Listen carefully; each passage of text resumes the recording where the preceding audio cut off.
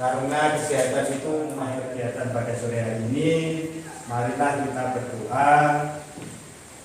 Bisa tolong ketua kelas untuk memimpin doa.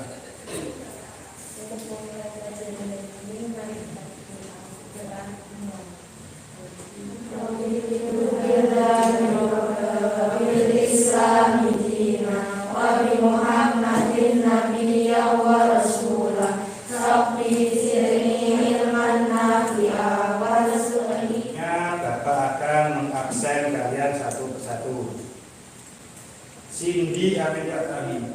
Sore hari ini kita akan melaksanakan layanan bimbingan klasikal dengan materi cara belajar efektif dan efisien. Tujuannya apa, Pak? Yang pertama, supaya anak-anak bisa mengidentifikasi apa itu belajar efektif dan efisien. Kemudian yang kedua, anak-anak dapat meyakini pentingnya belajar secara efektif dan efisien. Kemudian yang ketiga, nanti anak-anak dapat merumuskan strategi atau cara belajar yang efektif dan efisien. Nah, nanti Bapak akan membagi kalian menjadi beberapa kelompok. Nanti akan Bapak sajikan studi kasus atau ilustrasi kasus. Nanti kalian diskusikan secara berkelompok. Nanti Bapak juga bagikan LKPD atau Lomba Kerja Peserta Didik, di mana nanti di LKPD tersebut terdapat beberapa soal yang berkaitan dengan ilustrasi kasus. Kemudian kalian diskusikan secara berkelompok. Setelah itu nanti ada perwakilan kelompok yang mempresentasikan ke dalam kelas. Jadi mengerti? Karena kegiatan pada hari ini hanya mempunyai waktu selama 30 menit, jadi Bapak minta tolong supaya kalian bisa mengikuti kegiatan ini dengan baik. Setuju? Baik, sudah siap untuk mengikuti kegiatan ini? Siap. Baik, kita belajar. Sekarang Bapak bagi anak-anak menjadi 20 siswa jadi 5 kelompok ya? Ini kelompok 1, 1, 2, 3, 4. Bentar. Kelompok 1 langsung menghadap ke belakang nanti ya. Ini kelompok 2. Ini kelompok 3. Dan ini kelompok 4. Belakangnya 5.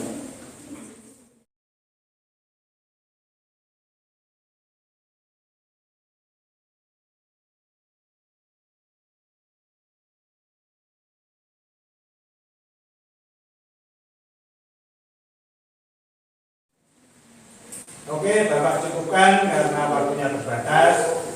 Silakan, tidak usah Bapak tunjuk kelompok mana yang sudah siap dulu. Silakan maju ke depan untuk mempresentasikan hasil diskusinya. Silakan dari kelompok, silakan. Ya, maju ke depan.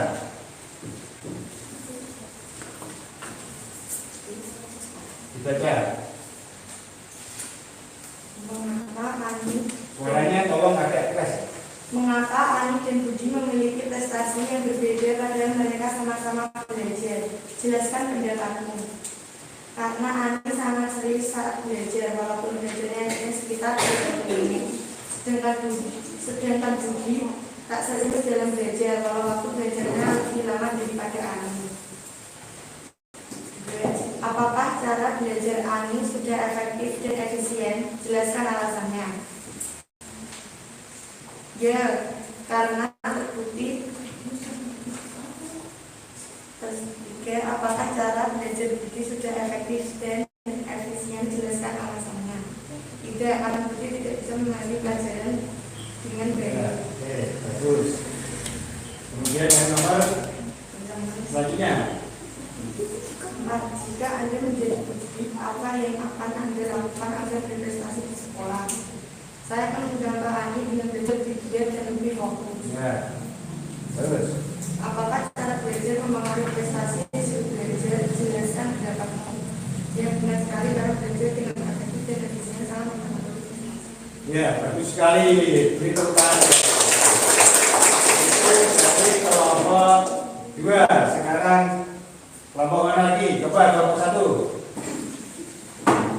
Iya, tolong waktu berbicara maskernya diturunkan ya Bapak.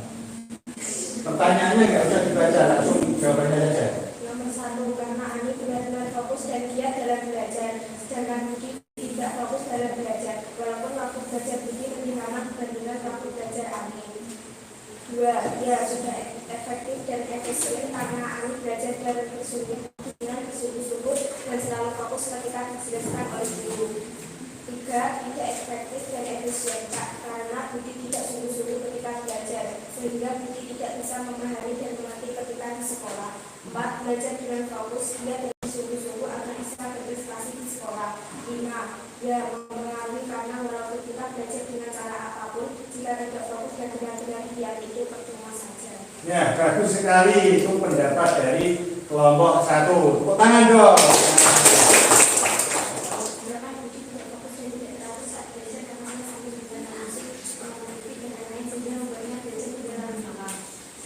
Sudah karena Ani belajarnya efektif dan efisien walaupun dengan waktunya singkat namun teratur. 3, dulu karena Budi belajarnya yang paling efektif dan paling efisien sampai ia belajar lalu malam dan tidak fokus sehingga menyebabkan dia mengantuk. 4, saya akan membicara dengan saya dan belajar yang teratur dan sungguh-sungguh. 5, ya karena dengan belajar kita akan mendapat prestasi dan hasil belajar yang bagus. Ya, bagus sekali. Dari kelompok tadi cerita tersebut tadi, coba kita telah satu persatu. Mengapa Ani dan Budi memiliki prestasi yang berbeda? Padahal sama-sama belajar. Kenapa? Tadi, ya. Berarti Ani belajarnya sudah efektif, sedangkan Budi belum. Nah, apa sih pengertian dari belajar efektif dan efisien itu?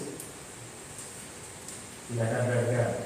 Belajar efektif dan efisien adalah cara belajar yang teratur, tuntas, secara berkesinambungan dan produktif, menghasilkan kepandaian, pengetahuan, keterampilan, pembentukan sikap mental dan intelektual yang baik serta bertanggung jawab. Kemudian, apa sih faktor-faktor yang mempengaruhi hasil belajar? Ada 2 faktor yang mempengaruhi hasil belajar. Yang pertama adalah faktor internal atau yang berasal dari dalam diri kita. Yang kedua adalah faktor eksternal atau faktor yang berasal dari luar diri kita. Kemudian faktor internal itu apa saja? Yang pertama, fisik atau contohnya apa? Kesehatan. Terus kalau kita sehat berarti kita bisa belajar dengan baik. Coba bayangkan kalau kita sedang sakit, apakah kita bisa belajar dengan baik? Ya. Yang kedua, psikis atau kejiwaan. Apa contohnya? Tidak gila. Ya betul, memang tidak gila. Terus apa lagi? Betul itu. Ayo. Tidak stres. Apa lagi? Contohnya, ada yang sudah punya pacar.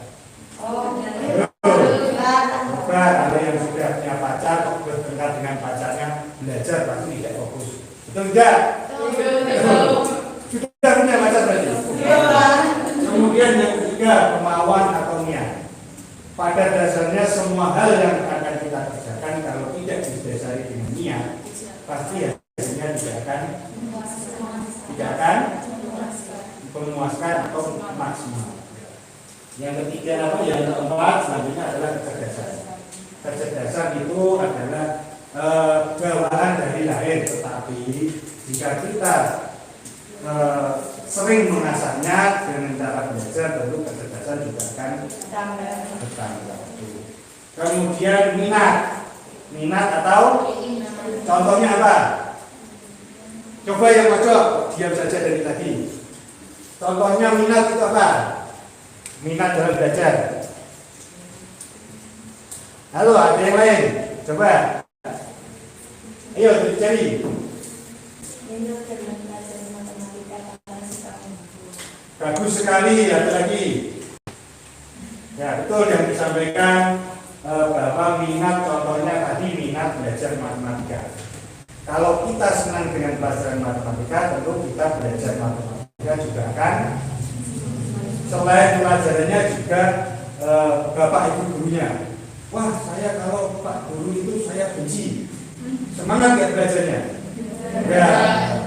Kemudian yang terakhir adalah motivasi atau dorongan, yaitu dorongan dari dalam diri kita, apakah kita itu mau benar-benar belajar atau tidak. Sampai di sini ada pertanyaan? Jelas ya? Oke, kita lanjutkan. Kemudian apa sih strategi atau cara belajar yang efektif dan efisien? Nah, sekarang kita lihat. Belajar mandiri itu yang pertama. Ingat, belajar mandiri adalah konsep pembelajaran atas inisiatif atau kemauan sendiri. Jadi bukan belajar mandiri itu saya belajar sendirian, bukan. Tetapi kalau belajar sendirian itu tadi didasari atas kemauan sendiri, itu begitu juga misalnya belajar kelompok dengan teman. Kalau misalkan belajar kelompok 3 orang, kok 3-3-nya itu mempunyai kemauan atau inisiatif belajar sendiri, itu juga belajar mandiri. Jelas ya? Kemudian strategi yang kedua adalah media belajar atau media yang kita gunakan, sarana dan prasarana yang akan membantu kita di dalam belajar. Contohnya seperti tadi ada buku, alat tulis dan lain-lain. Kemudian kalau kemarin pembelajaran daring tentunya media yang utama itu apa? Handphone. Tapi tetap jangan disalahgunakan gitu ya. Yang terakhir adalah cara belajar. Nah, cara atau strategi belajar yang kita lakukan sehari-hari. Bagaimana sehari-hari kita belajar. Nah, untuk berikutnya nanti akan ada tugas mengenai cara atau strategi belajar. Sampai sini ada pertanyaan? Nah, dari apa yang sudah Bapak sampaikan tadi, apa yang dapat kita simpulkan? Ayo yang bisa berdiri. Coba berdiri, maksudnya coba. Apa yang sudah Belajar efektif dan efisien adalah belajar secara teratur dan berkesinambungan yang menghasilkan kepandaian, pengetahuan dan keterampilan sehingga menjadi berprestasi. Ya, bagus sekali, Pak. Tepuk lembar kerja peserta didik yang kedua. Kemudian yang ini individu. Jadi nanti ini Bapak bagi, terus nanti setelah itu kalian kerjakan, tetapi boleh nanti.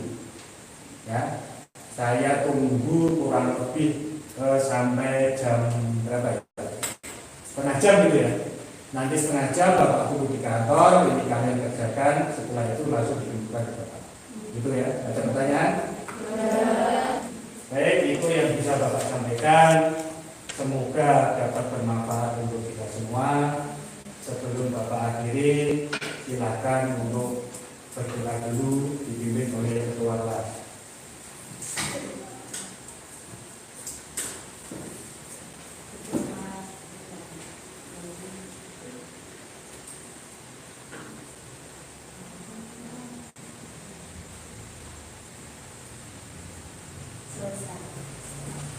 Baik, terima kasih. Selamat sore. Assalamualaikum warahmatullahi wabarakatuh. Waalaikumsalam.